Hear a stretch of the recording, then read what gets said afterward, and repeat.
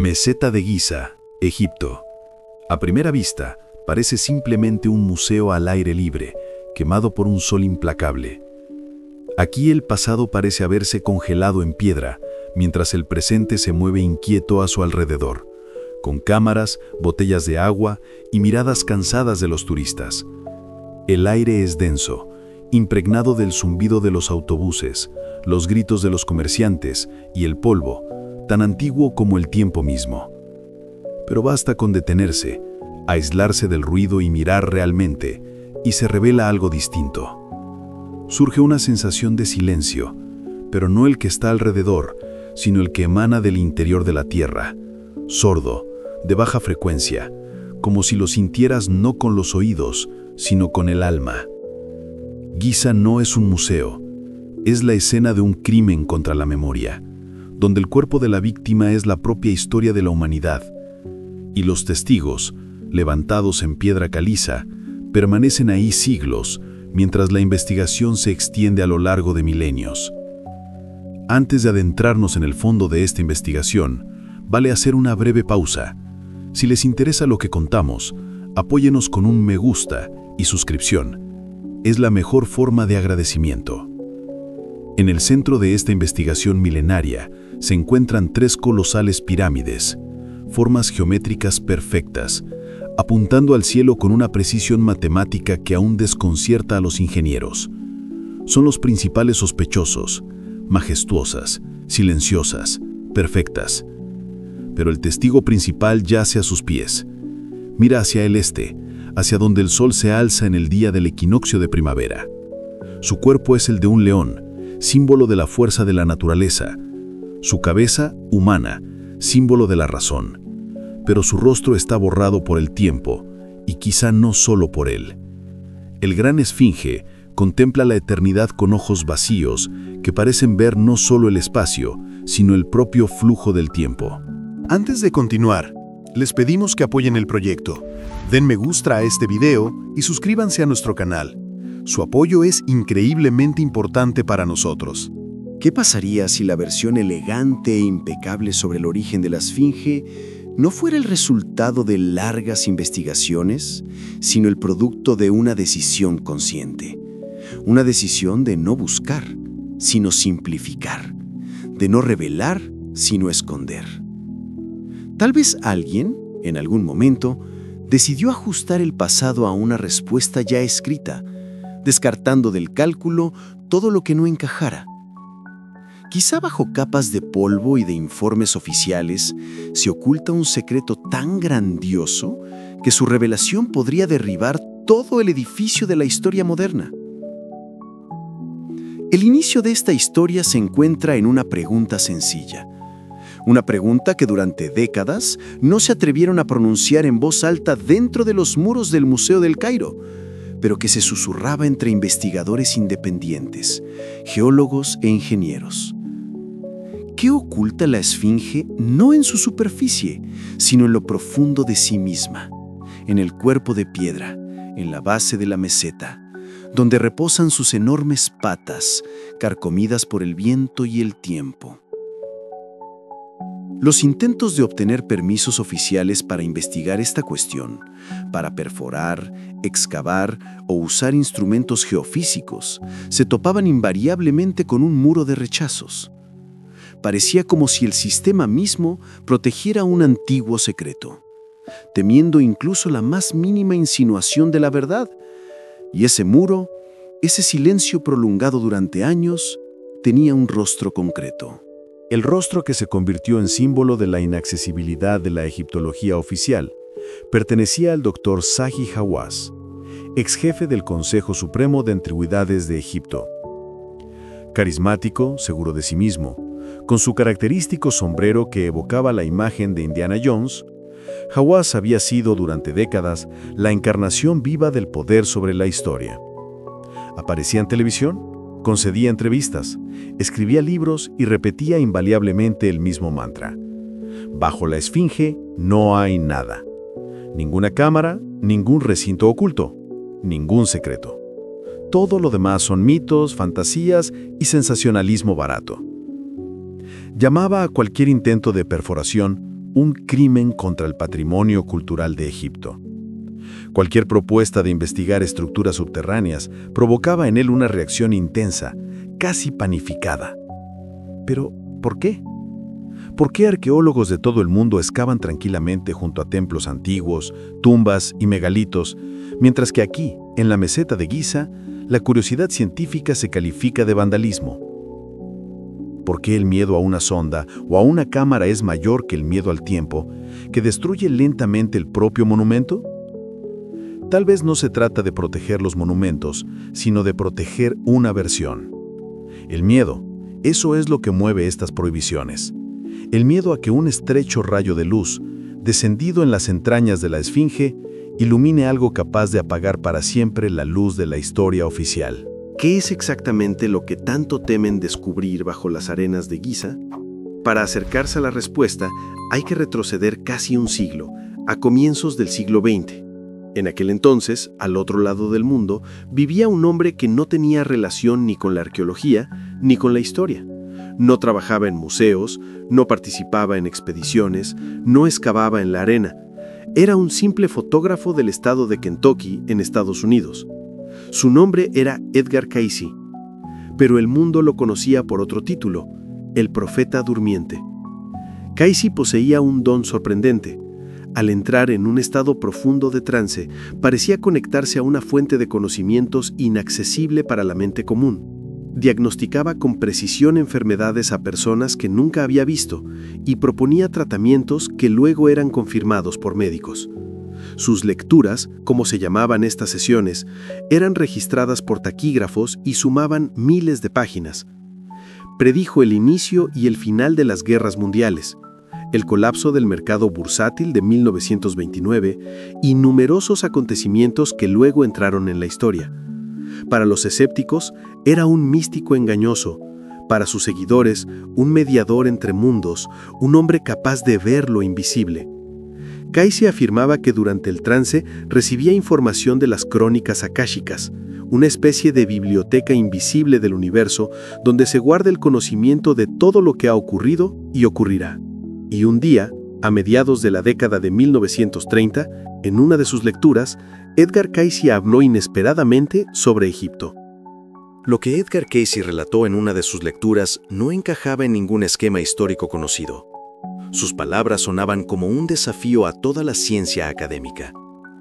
Cayce afirmaba que mucho antes de los faraones, incluso antes de las primeras ciudades de Mesopotamia, existió en la Tierra una civilización altamente avanzada, conocida en nuestras leyendas como Atlántida. Según él, los atlantes poseían conocimientos que hoy aún parecen fantásticos. Comprendían la física a un nivel que les permitía manipular la gravedad, utilizar la energía de los cristales para obtener luz y fuerza, y crear aeronaves capaces de recorrer enormes distancias. Se dedicaban a la ingeniería genética, conocían los secretos de la longevidad y sabían prolongar la vida. Pero, cuando se dieron cuenta de que se acercaba a una catástrofe global, un desplazamiento del eje planetario que debía provocar la inundación de su continente, los atlantes tomaron medidas para preservar su conocimiento para las generaciones futuras.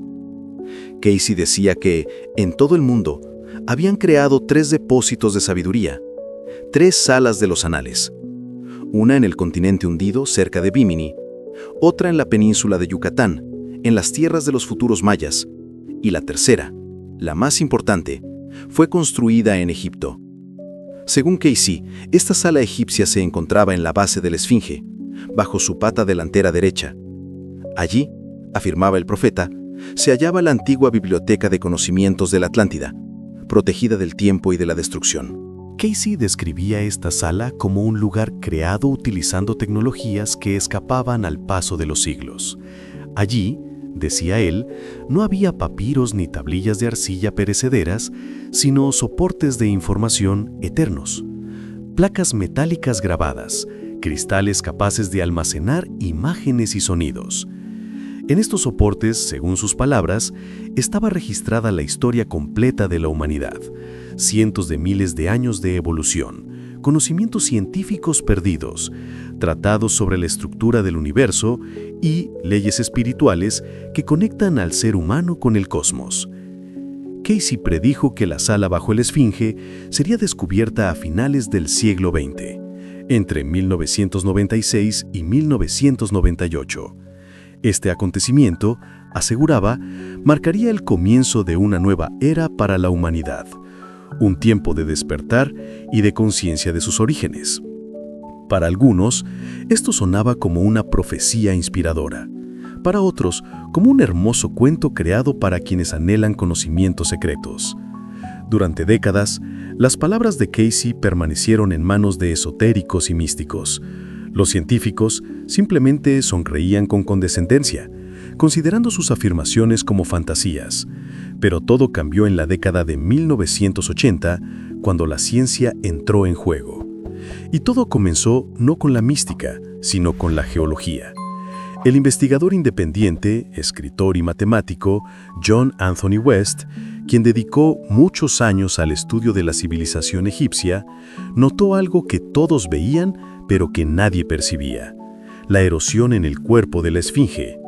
La versión oficial decía que el monumento, tallado en piedra caliza blanda, se deterioraba debido al viento y la arena.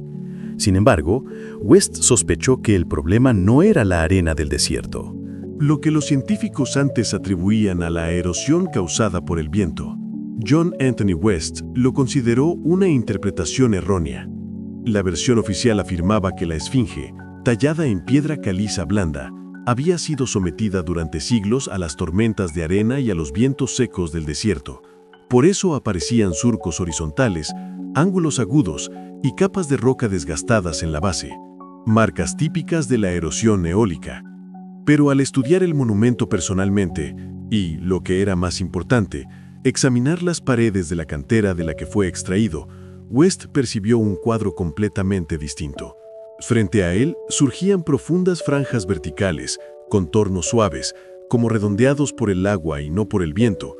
La superficie de la roca parecía derretida, como si durante siglos hubiese sido bañada por torrentes de lluvia. No era erosión del desierto, sino erosión hídrica, un fenómeno imposible en las condiciones climáticas de Egipto durante los últimos milenios. Comprendiendo que su intuición permanecería solo como una hermosa hipótesis sin evidencia científica, West decidió recurrir a un especialista cuyo prestigio era incuestionable. Invitó a Egipto al profesor Robert Salk, geólogo de la Universidad de Boston y experto en procesos de erosión de rocas. Salk, alejado de toda historia alternativa, inicialmente recibió la idea de West con un escepticismo abierto. Llegó a Giza como científico, armado con instrumentos y métodos rigurosos de análisis, con la intención de confirmar o refutar por completo la hipótesis de su colega. El profesor Schoch llevó a cabo una serie de investigaciones, tomó muestras de roca, estudió la microestructura de la piedra caliza y comparó el patrón de desgaste de la Esfinge con otras construcciones del plató, como tumbas y templos, cuya datación no generaba controversia. Los resultados fueron asombrosos. En la conferencia anual de la Sociedad Geológica de Estados Unidos, su presentación tuvo el efecto de una bomba estallando. El científico declaró que la erosión en el cuerpo de la Esfinge y en las paredes de la cantera era indudablemente de origen hídrico. No eran huellas del viento y la arena, sino del efecto secular de lluvias torrenciales. El problema era que en la región de Giza, tales precipitaciones solo habían ocurrido en tiempos prehistóricos. El clima de la zona se volvió árido mucho antes del reinado del faraón Kefren, a quien se atribuía la construcción de la Esfinge. El último periodo de lluvias abundantes, el llamado subpluvial neolítico, terminó alrededor del 4000 a.C. Por lo tanto, para que se formaran surcos tan profundos, el monumento debía haber estado expuesto a la lluvia durante milenios.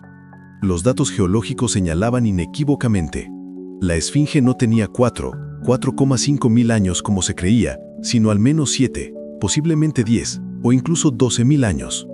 En otras palabras, era contemporánea de la época de la que hablaba Edgar Cayce, testigo de una catástrofe global, sobreviviente del diluvio universal. La reacción de la comunidad académica fue predecible: un aluvión de críticas, acusaciones de pseudociencia y sensacionalismo. Zahi Hawass ridiculizó públicamente las conclusiones de Schoch y West, afirmando que los geólogos no entienden de arqueología. Sin embargo, ningún opositor pudo refutar lo más importante: los hechos geológicos irrefutables. En lugar de entablar un debate científico honesto, los opositores de Schock y West optaron por ejercer presión. Simplemente le cerraron el acceso a la Esfinge. Cualquier investigación relacionada con el tema de la erosión hídrica quedó bajo una prohibición tácita. Pero ya era imposible fingir que nada había ocurrido. El genio, una vez liberado de la botella, ya no podía ser controlado. A comienzos de la década de los 90, el interés por este enigma resurgió con fuerza. La Fundación Shure de Estados Unidos logró obtener el permiso oficial para realizar estudios geofísicos no invasivos en la meseta de Giza. A Egipto llegó un equipo de especialistas encabezado por el reconocido geofísico Thomas Debicki. Utilizaron el método de exploración sísmica. Sobre el terreno se colocaban geófonos, sensores sensibles que captaban vibraciones, mientras que sobre una placa de metal cercana se aplicaban golpes con una masa. Las ondas reflejadas atravesaban el macizo rocoso y al analizar su comportamiento, los científicos podían construir un mapa tridimensional de las estructuras subterráneas. Este método recordaba a un examen por ultrasonido, solo que a escala de un planeta entero. Durante varias semanas, el equipo de Debicki trabajó meticulosamente bajo el sol abrasador, escaneando paso a paso el espacio alrededor de la Esfinge. Y cuando finalmente se recopilaron los resultados, superaron las expectativas más audaces. Justo allí donde Edgar Cayce alguna vez indicó, entre y bajo las patas delanteras de la Esfinge, los instrumentos registraron una anomalía clara y estable. En el mapa apareció una cavidad rectangular de aproximadamente 9 por 12 metros, situada a unos 8 metros bajo la superficie. La señal era demasiado precisa para ser casual. La naturaleza no crea rectángulos perfectos con paredes lisas y ángulos de 90 grados. Solo podía tratarse de una cámara artificial, aquella que Cayce llamaba Sala de los Anales. Pero los descubrimientos no se detuvieron allí. Los aparatos detectaron varios canales estrechos que partían de la cavidad principal. Algunos se extendían en dirección a la Gran Pirámide. Todo indicaba la existencia de un complejo subterráneo, posiblemente conectando la Esfinge y las pirámides en un único sistema. Cabe destacar que no era la primera confirmación de una estructura semejante. Ya en 1987, una expedición japonesa de la Universidad Waseda, utilizando los primeros modelos de georradar, había descubierto vacíos bajo la Esfinge, incluyendo una cavidad bajo la pata izquierda y un túnel que conducía a la pirámide de Jafra. Su informe fue ignorado en aquel entonces, pero ahora la coincidencia de los datos de dos investigaciones independientes hacía imposible seguir pasando por alto la evidencia. El descubrimiento debía convertirse en una sensación de alcance mundial. Pero todo tomó un rumbo diferente. Tan pronto como los informes preliminares llegaron a manos de las autoridades egipcias, el permiso para continuar los trabajos fue revocado de inmediato. Al equipo de Debicki se le ordenó retirar el equipo y abandonar el país. La explicación oficial parecía predecible. Las anomalías detectadas serían solo resultado de grietas naturales en la piedra caliza. Pero cualquiera que haya visto datos geofísicos similares sabe que formas rectangulares perfectas con ángulos definidos no pueden ser fracturas naturales. Poco después se impuso una moratoria indefinida sobre cualquier investigación en la zona de la Esfinge. La puerta que se había abierto por un instante se cerró de nuevo y se aseguró con llave. Pero la verdad es persistente. Se abre camino incluso a través de la piedra. Entre los antiguos testimonios existen otras pistas que la ciencia oficial prefiere ignorar. Una de ellas es la llamada Estela del Inventario. Este artefacto fue hallado en el siglo XIX por el arqueólogo francés Auguste Mariette en un pequeño templo al pie de la pirámide de Keops. En la piedra está grabado un texto que dice que el propio faraón Keops, constructor de la Gran Pirámide, ordenó erigir este templo en honor a la diosa Isis. Pero lo asombroso está en otra parte. La inscripción afirma que tanto la Esfinge como la Gran Pirámide existían mucho antes de su tiempo. Keops no las construyó, solo encontró antiguas estructuras y realizó su inventario. La Estela del Inventario no es simplemente un artefacto antiguo, sino un testimonio documental directo, capaz de alterar por completo toda la cronología oficial de Egipto. Pero en lugar de reconocer su importancia, los egiptólogos se apresuraron a declararla una falsificación tardía. Según su versión, La estela habría sido creada por los sacerdotes de la 26ª dinastía, casi 2000 años después del reinado de Keops, supuestamente para ensalzar su propio templo. Una explicación conveniente que permite eliminar un hecho incómodo y mantener la versión histórica habitual. Pero, si se reflexiona, ¿por qué los sacerdotes de un periodo tardío menospreciarían la gloria de uno de los faraones más grandes, afirmando que él solo encontró la pirámide y la esfinge en lugar de construirlas?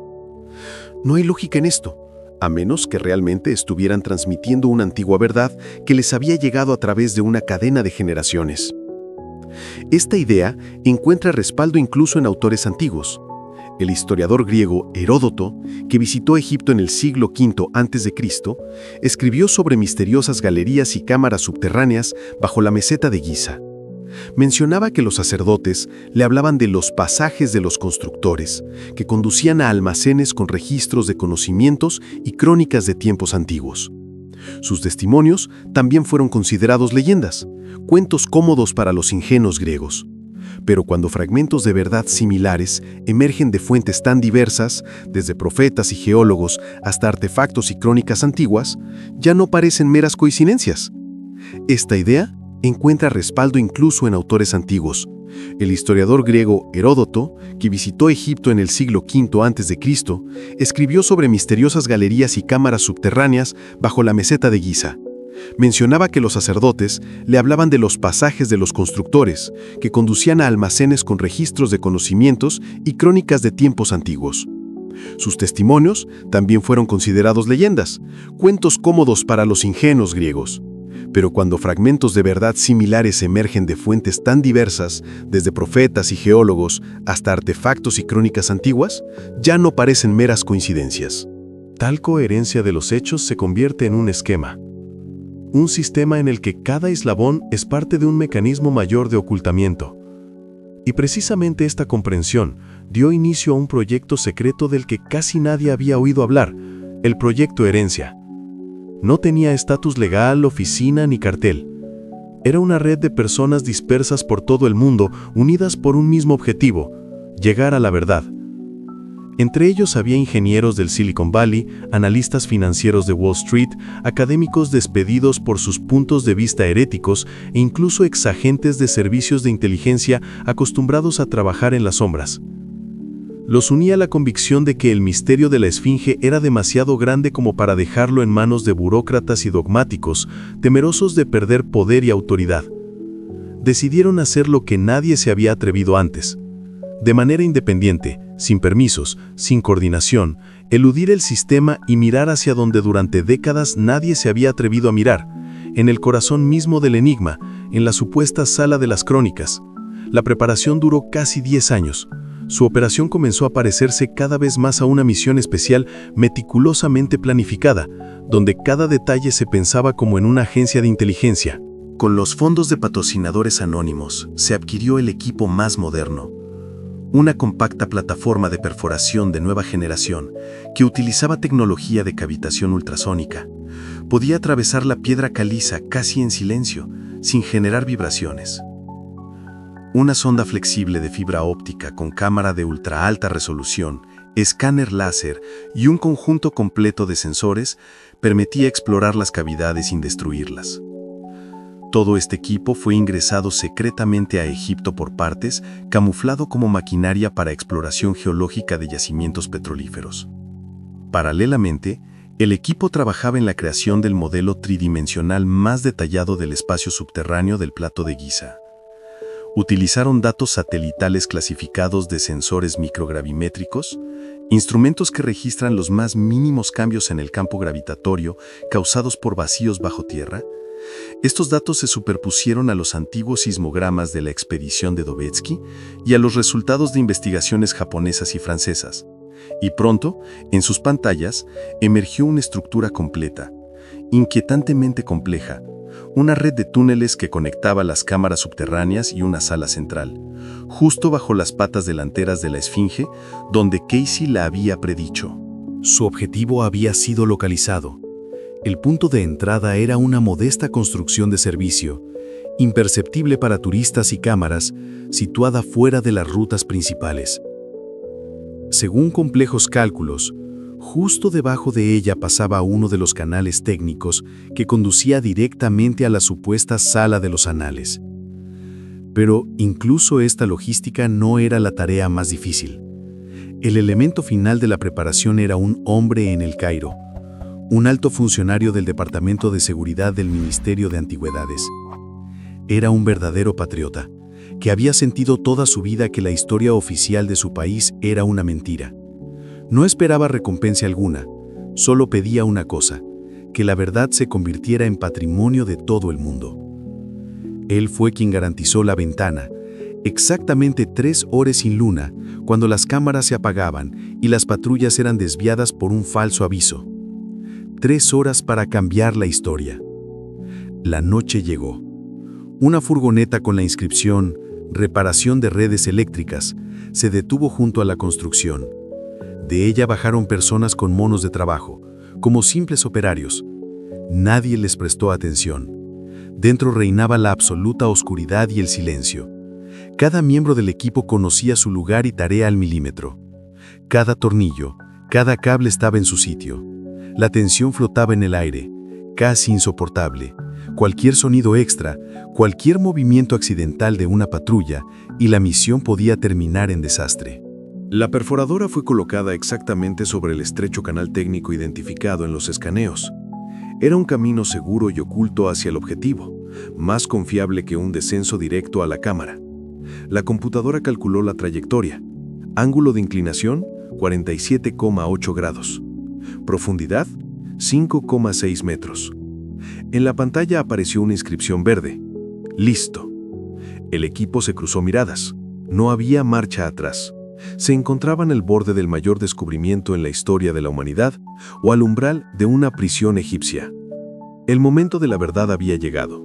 Bajo la mirada indiferente de las estrellas, que parecían observarlos desde hacía ya 36.000 años, presionaron el botón de inicio. Un zumbido de alta frecuencia, apenas audible, atravesó el silencio de la noche. No era el rugido de un taladro de construcción, sino más bien un sonido perceptible, casi físico, una vibración que recorría el suelo de concreto y las suelas de los zapatos. La perforadora acústica comenzó su trabajo. En la pantalla de la computadora portátil, la única fuente de luz en la habitación, corrían líneas verdes de telemetría. Profundidad 1,2 metros. Densidad de la roca 2,4 gramos por centímetro cúbico. Temperatura de la cabeza del taladro 68 grados centígrados. Cada instante los acercaba al secreto que la humanidad había ansiado revelar durante siglos. La tensión era palpable y el tiempo parecía dilatarse, convirtiendo cada respiración en una eternidad. El equipo contuvo la respiración, siguiendo los números en las pantallas con la atención de cirujanos operando un corazón en un momento crítico. Cada centímetro que la broca avanzaba dentro del monolito rocoso se sentía como un viaje a través de milenios hacia el pasado. La noche desértica parecía engañosamente silenciosa, pero sus sensores sísmicos ultraselectivos captaban el más mínimo susurro. De pronto, en la pantalla del operador, parpadeó un oscilograma de alerta. Microvibraciones rítmicas se acercaban. Alguien caminaba o circulaba por ahí. El líder dio inmediatamente una orden silenciosa. La broca se detuvo. Se cortó la alimentación. La habitación quedó sumida en una oscuridad primigenia, rota solo por la tenue luz de las estrellas que se filtraba por la abertura de la ventana. Se quedaron inmóviles, convertidos en sombras, escuchando cada detalle. Un pequeño quad avanzó lentamente frente a la construcción. Una patrulla nocturna, desviada de la ruta conocida por su informante. Los faros iluminaron apenas las figuras inmóviles proyectadas en la pared. El corazón de cada uno pareció detenerse, pero la patrulla pasó de largo. Minutos de inmovilidad se sintieron como una eternidad. El peligro había pasado. La misión continuaba. A 3 metros de profundidad, el sonido de la broca cambió. El zumbido se volvió más agudo. La tensión aumentó. El indicador rojo en la pantalla parpadeó. La densidad de la roca había aumentado bruscamente, 3,8 gramos por centímetro cúbico. En el camino se encontraba una capa de basalto negro o granito no reflejada en los mapas geológicos.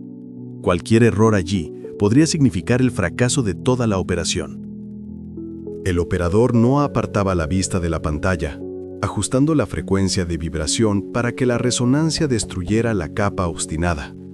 Los segundos se estiraban como horas hasta que la densidad empezó a disminuir. La barrera había sido superada. Y entonces, a la profundidad calculada de 5,6 metros, ocurrió lo que habían esperado. El sonido de la broca desapareció, la densidad cayó a cero. El sensor de presión registró un cambio brusco, un vacío, un abismo. Habían perforado el techo del estrecho conducto técnico. Un silbido ligero escapó al exterior. El aire, sellado allí por milenios, se precipitó hacia la cámara. El analizador de gases reflejó instantáneamente los datos. Contenido de argón, 4,8%. En la Tierra, menos del 1%.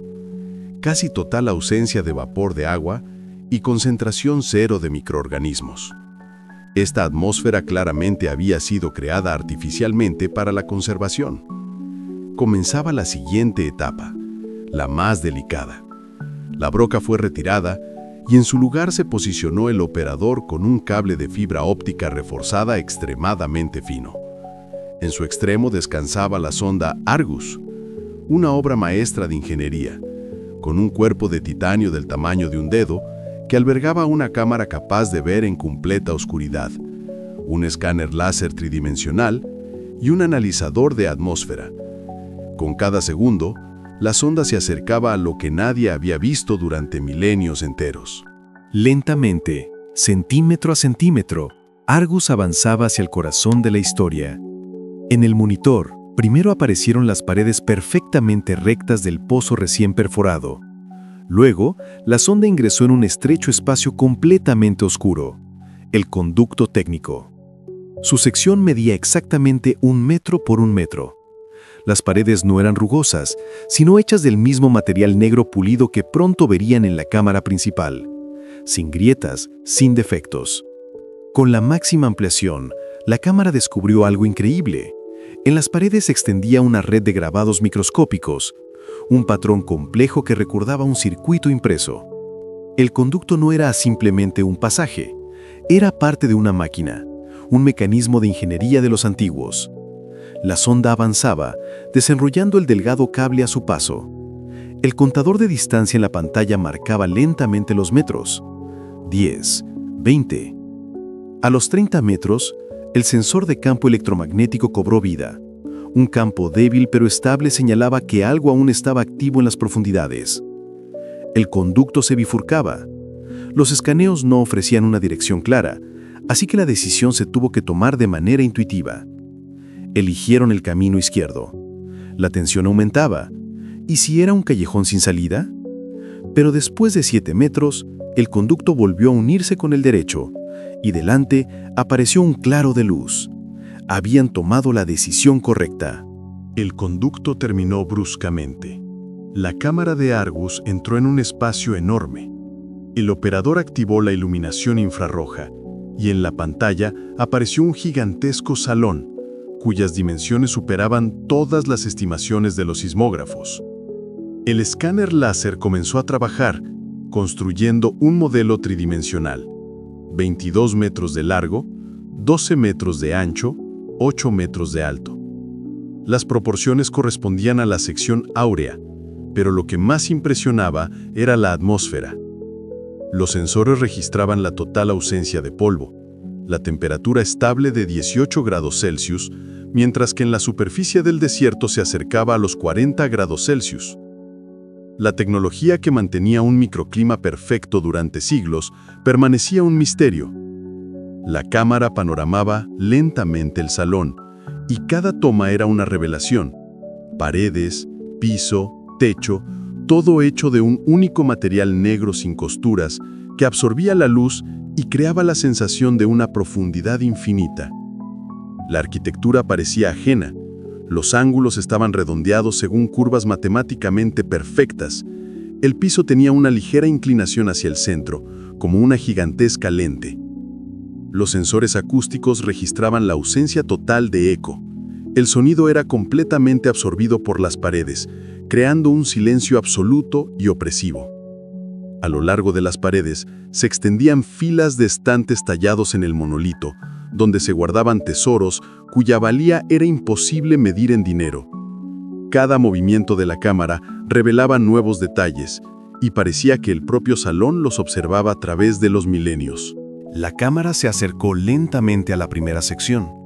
Allí se guardaban cientos de varillas cilíndricas hechas de cristal translúcido blanco lechoso. Emitían una luz fría y constante, llenando la cavidad con un resplandor espectral. Al aumentar la ampliación al máximo, dentro de los cristales se revelaban patrones en movimiento, similares a redes neuronales. No eran simples fuentes de luz, eran dispositivos operativos, posiblemente computadores cuánticos, realizando cálculos durante 36.000 años. La siguiente sección reveló pilas de láminas metálicas extremadamente finas, con apariencia de oro, pero con un brillo cercano al platino. El análisis espectral láser mostró algo increíble. Una aleación basada en iridio y osmio, los metales más densos y refractarios de la Tierra, con la adición de elementos transuránicos estables desconocidos para la ciencia. No había letras en las láminas, solo complejos grabados de esquemas. Más tarde, el equipo comprendería que eran planos multicapa. La capa superior, un mapa astronómico.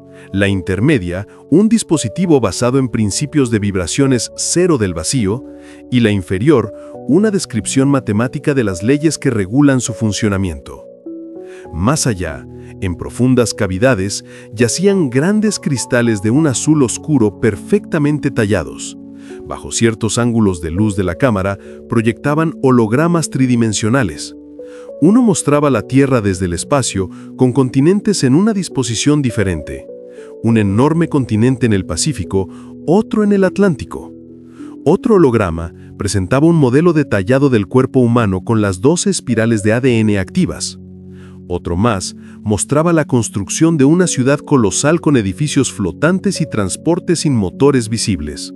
Y un cuarto representaba seres humanoides de diferentes especies viviendo en armonía. Era una biblioteca de imágenes que contenía la historia alternativa de la humanidad. Pero el objeto principal de la sala se encontraba en el centro. Sobre un macizo pedestal cúbico giraba lentamente, en absoluto silencio, un complejo modelo mecánico del universo Areri. Esferas y anillos de distintos metales y cristales se movían por trayectorias asombrosas, levitando sin ningún soporte. En el centro, un globo de vidrio mate pulsaba, emitiendo una luz blanca constante. No era un sistema solar, sino el modelo de algo mucho más complejo, posiblemente multidimensional. Los sensores del sonda registraron que la esfera central emitía no solo luz, sino también un flujo modulante de neutrinos, y que toda la construcción generaba un campo gravitacional poderoso pero estable. No se trataba de un simple instrumento, sino de una máquina, posiblemente un motor que alimentaba todo el complejo. El operador levantó lentamente la cámara hacia arriba. El techo de la sala se desplegaba entre ellos, brillando con la superficie lisa del mismo material sin juntas. Cada faceta reflejaba la luz como si la propia arquitectura estuviera viva, sometida a una lógica desconocida.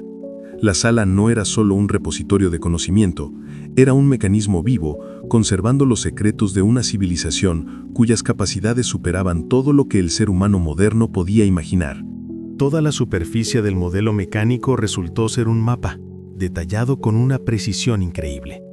Pero no era simplemente un mapa astronómico. Las constelaciones estaban desplazadas y los datos del escaneo 3D mostraban un resultado que dejó atónito al equipo. Para que las estrellas sobre Giza se vieran exactamente así, era necesario retroceder en el tiempo 36.450 años. Y eso era solo el comienzo. En el mapa se marcaban estrellas invisibles a simple vista desde la Tierra, así como exoplanetas alrededor de soles lejanos que la humanidad había descubierto solo en las últimas décadas. Lo más extraño se encontraba en la constelación de Orión. Ahí, donde conocemos la famosa nebulosa, había una mancha negra, un área borrada deliberadamente del mapa, como si fuera una advertencia para quienes se atrevan a mirar demasiado profundo.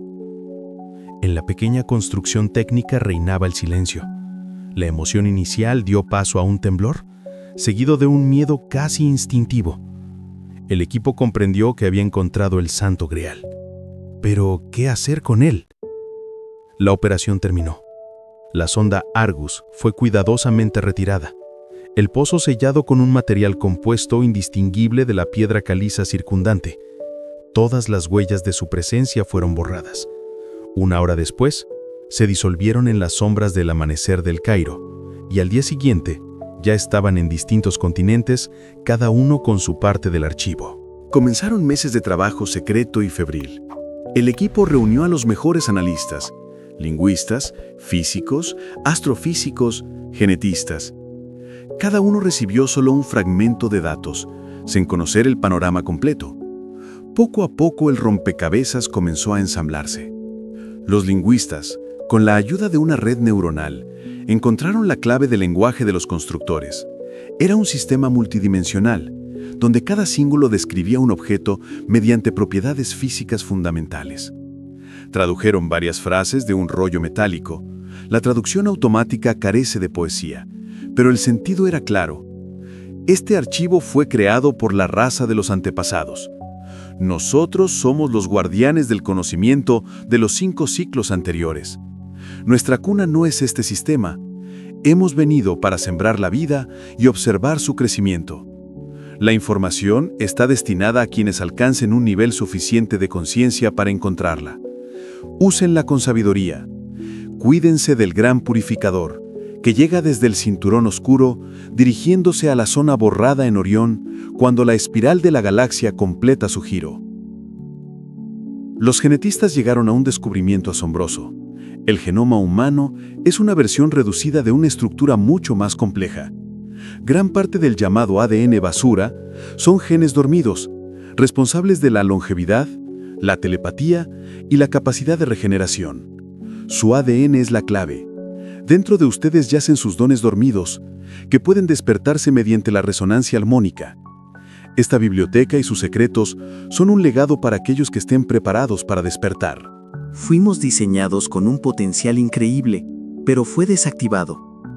Los físicos, al estudiar los planos, comprendieron que las tecnologías de los antepasados no se basaban en la combustión de la materia, sino en el control de las vibraciones y resonancias del espacio-tiempo.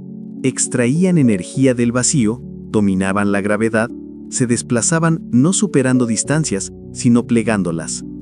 Para el equipo del proyecto Legado, el mundo se derrumbó. Todo lo que la humanidad consideraba historia, ciencia o religión, resultó ser el intento de unos niños amnésicos por comprender un mundo construido sobre las ruinas de civilizaciones anteriores. Entendieron por qué el secreto había sido protegido durante siglos. Ese conocimiento era mortalmente peligroso para nuestro nivel de desarrollo. Imaginen la tecnología de energía libre en manos de los gobiernos, el fin de la economía mundial, guerras por su control. Y el descubrimiento de los genes dormidos significaría la creación de una nueva raza de superhumanos, un nuevo fascismo genético.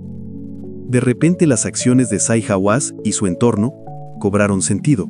Tal vez no fueran villanos, sino guardianes. Miembros de una sociedad secreta que se remontaba a los sacerdotes del antiguo Egipto, cuya misión era proteger a la humanidad de un conocimiento prematuro. No ocultaban la verdad por codicia o poder, la resguardaban de nosotros mismos. Y ahora el equipo del proyecto Legado había roto ese sello. Ante ellos se presentaba un dilema. Primera opción, publicar todo, mostrar al mundo las pruebas. Esto traería caos, guerras, quizá la desaparición de la civilización, pero sería honesto. Segunda opción, destruir todos los datos, olvidar lo visto. Estabilidad, pero la humanidad condenada a la ignorancia y a repetir los errores de civilizaciones pasadas que no superaron el filtro del gran purificador. Tercera opción, convertirse en guardianes, esconder el conocimiento y observar en silencio. El equipo eligió un cuarto camino, la evolución guiada. Crearon un fondo anónimo con recursos casi ilimitados y comenzaron a financiar investigaciones científicas correctas en genética, física de punto cero y teoría de la conciencia. Influenciaron de manera anónima a escritores, directores y artistas, moldeando el inconsciente colectivo de la humanidad y preparándola para los cambios futuros. No daban el pez, enseñaban a fabricar la caña de pescar. Su plan estaba diseñado para siglos. Ahora, uno de los ingenieros que controló la sonda se sienta en la terraza de su casa, con vista a la metrópolis nocturna. Millones de luces, el zumbido de los autos, la vida que bulle abajo, una civilización frágil, hermosa, ingenua, ignorante de su verdadero legado y de los relojes cósmicos que laten implacablemente. El misterio permanece como un tesoro y la humanidad a la espera de su despertar. Él mira el cielo, hacia la constelación de Orión, y ahora para él no es solo un patrón de estrellas, sino una cicatriz, un recordatorio de la amenaza cósmica, de aquellas fuerzas que la humanidad aún no está preparada para comprender. No se siente un héroe, se siente un adulto que debe esconder herramientas peligrosas de los niños, sabiendo que algún día inevitablemente tendrán que aprender a usarlas. La historia del Salón de los Anales no terminó aquella noche en Giza, apenas comenzaba. El descubrimiento dejó de ser simplemente una sensación arqueológica y se convirtió en una profunda cuestión moral y filosófica. ¿Qué es la humanidad? ¿Hacia dónde nos dirigimos? ¿Estamos preparados para encontrarnos con nuestros creadores y nuestro destino? Estas preguntas ya no se dirigen a la Esfinge, sino a cada uno de nosotros personalmente. ¿Qué es la resonancia armónica capaz de despertar genes dormidos? ¿Es sonido? ¿Vibración? ¿Meditación? ¿Un sentimiento de unidad? ¿Y quién o qué es el gran purificador? ¿Un asteroide? ¿Una ráfaga de rayos gamas desde el centro de la galaxia o algo aún más extraño? ¿Y qué ocurrirá cuando las capacidades ocultas en nuestro ADN comiencen a despertar? La búsqueda del Salón de los Anales ha concluido, pero la búsqueda de nosotros mismos apenas comienza. Tal vez la clave de los archivos de los antecesores no se encuentre bajo las arenas de Egipto, sino profundamente dentro de cada uno de nosotros. En nuestra memoria genética, en la capacidad de comprender y actuar en armonía con las leyes del universo. Cada descubrimiento, cada enigma, nos obliga a mirar hacia adentro, a buscar respuestas a preguntas que la humanidad ha evitado durante milenios. Y aunque todavía no poseamos toda la sabiduría, el camino hacia ella comienza aquí y ahora, a través del estudio, la reflexión y la preparación para los cambios venideros. Un enorme agradecimiento a todos los que han visto este episodio hasta el final. Su apoyo, un me gusta, la suscripción y activar la campanita nos permite seguir compartiendo descubrimientos, misticismo e historias que amplían los límites de la comprensión humana. Juntos nos acercamos a conocimientos que durante siglos estuvieron ocultos a los ojos de los simples mortales.